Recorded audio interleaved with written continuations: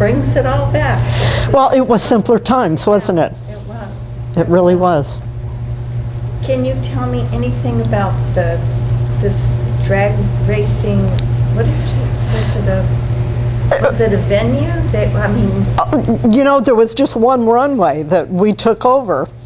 On a drag race day, the group that was behind it, my brother was always an officer, and he would not be happy. I can't remember the name of, it was initials, like everything, the acronym, for the group that actually put on the drag strip. You know, they had to buy the lights, the starting lights, and they had to bring out all the pylons and the timers and the booth where the officials sat and everything. They sat that up the morning the drag races were going to happen. They had to get there early and set it up, and they just took over one whole runway.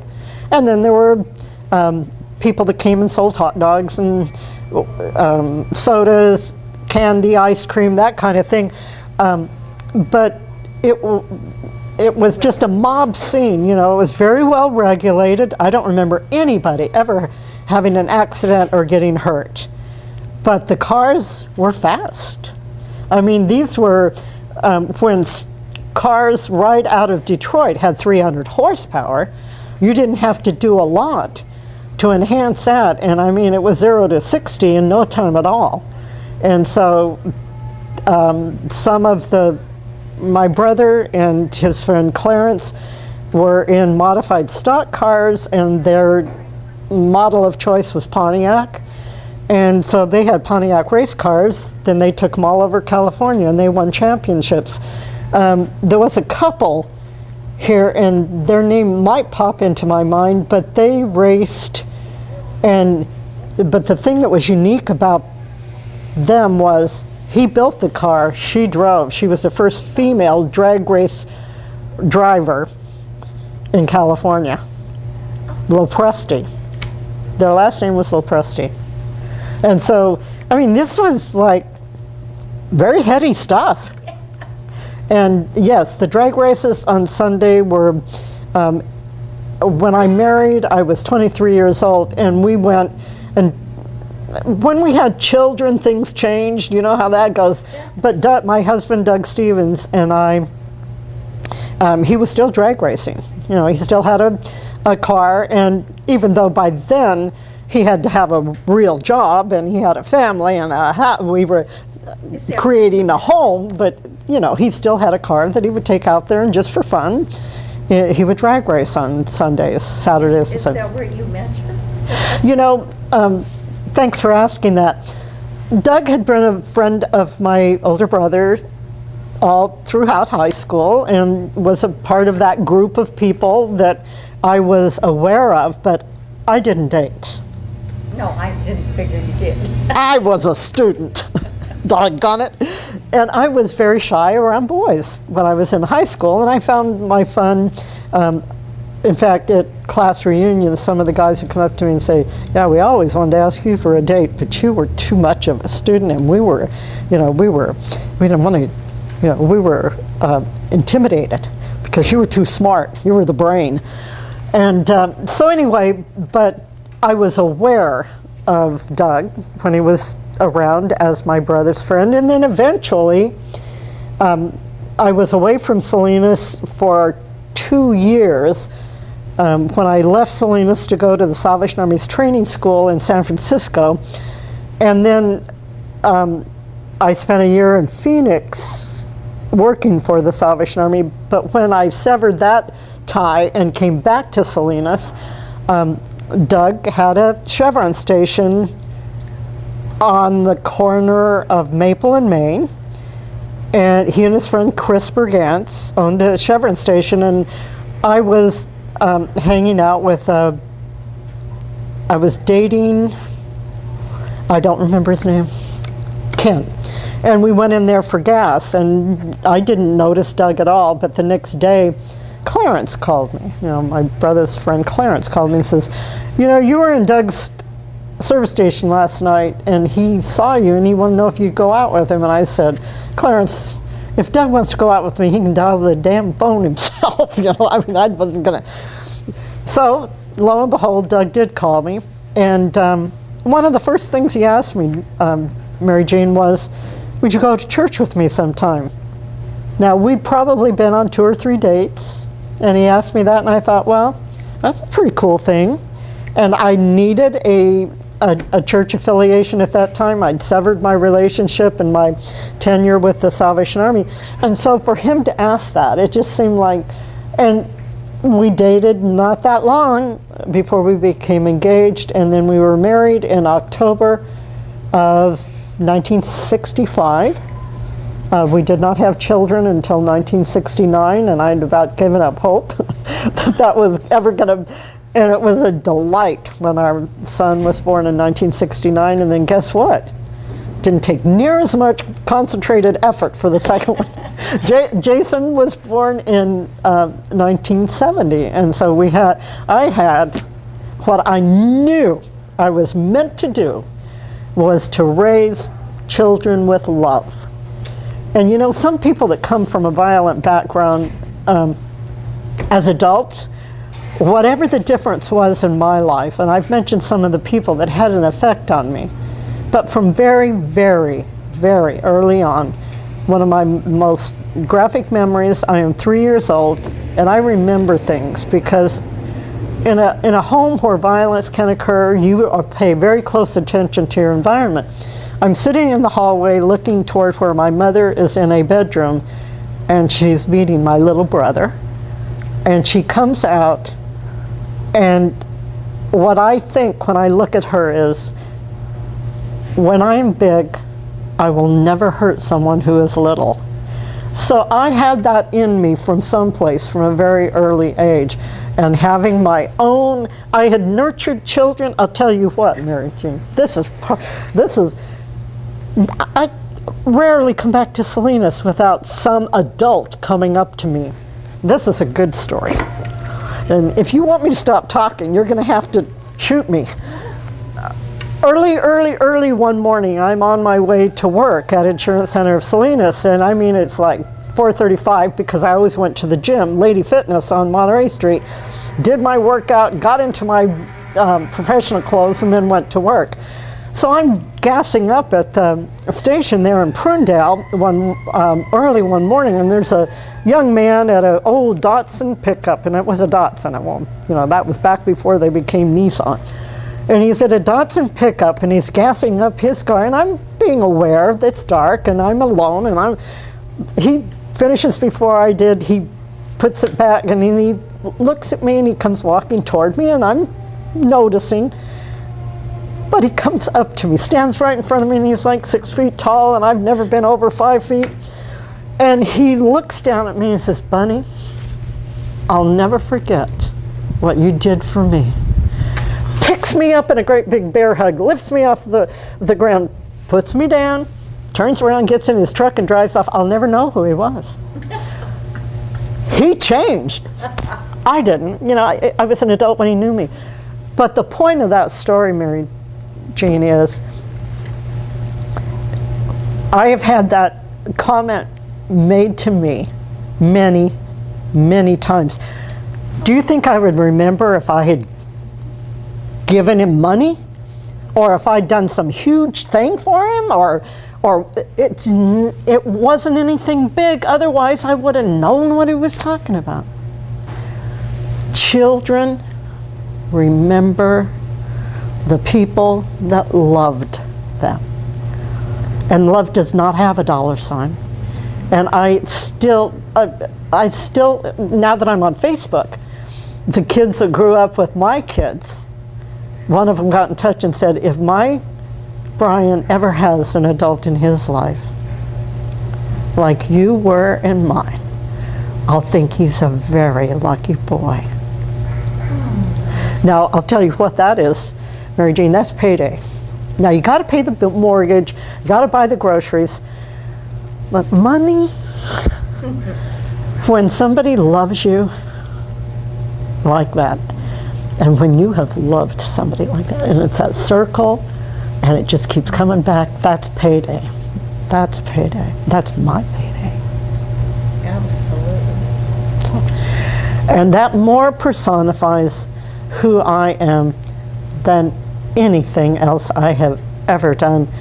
When we were growing up, I tried to protect my little brother, and apparently I was successful often enough, because when we were just a few months before he died, he said to me, "Bunny, you always took care of me." And that was a huge thing for him to say to me. It was September. He died of an aneurysm in his brain the following January. And I'll always treasure the fact that I didn't know whether he knew how hard I tried to protect him from my mom. But apparently he knew. And so that's who I am, Mary Jane. That's wonderful. You can look back on your life. And Absolutely. Good experience. And everybody stubs their toe, don't they? I mean, everybody stubs their toe. And there were times when I couldn't protect Pete. And there were times when things in my own personal life were not perfect. But the overriding theme of my life from the moment that when I was 3 and I said, if I'm ever big, I'll never hurt someone who's little. I think I've lived that. I'm pretty much lived that. Well, is there anything else you'd like to leave to the future Yes, viewers? because it was my privilege, thank you, Mary Jane, I have the book upside down. It was my privilege to do a reading here at the Steinbeck Library recently. My book, the publication date was February 14th, 2014, so it's fairly new. And it tells a lot of the stories that we've been exchanging here. The name of the book is Unholy Union, a memoir of clergy sexual abuse within the Salvation Army. And you and I have already had a really wonderful conversation about all the good. Eventually, there was a man who took advantage of his position over me and required me to be in a sexual relationship with him. And going back, and you'll pardon me if I tear up a little bit here, because it is a very sober subject.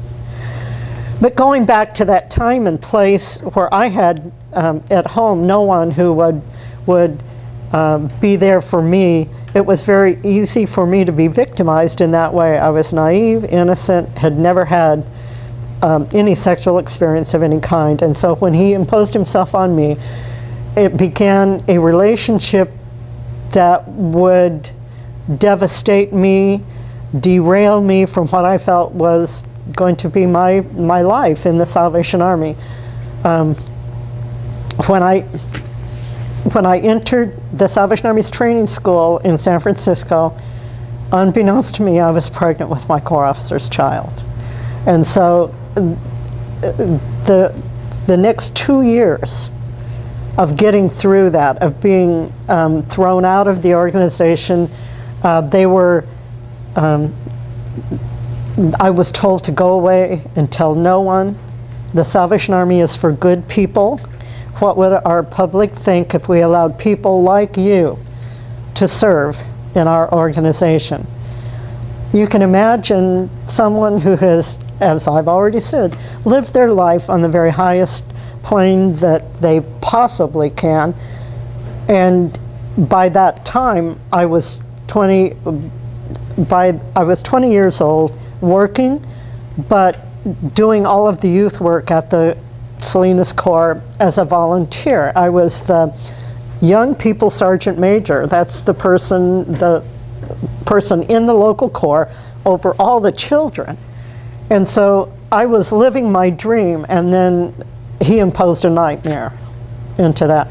But I'll tell you what, it's really hard to keep a good woman down.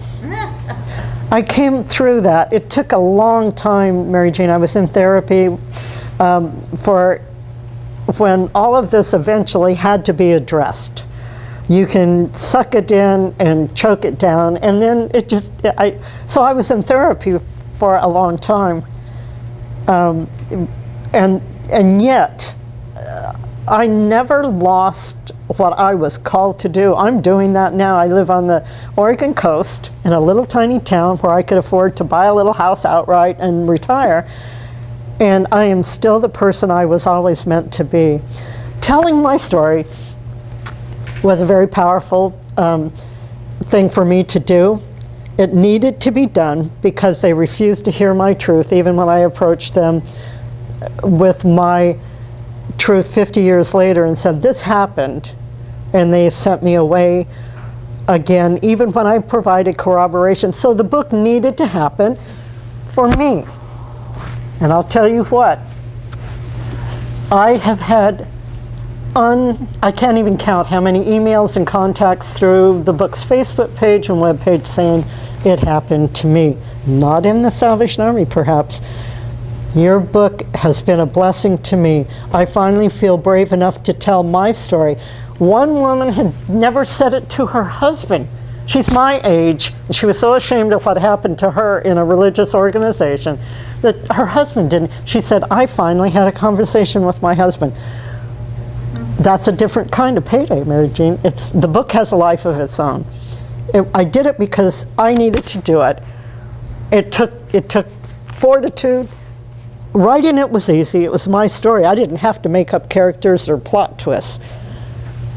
But publishing, it took me a long time to realize I had the right to tell my story.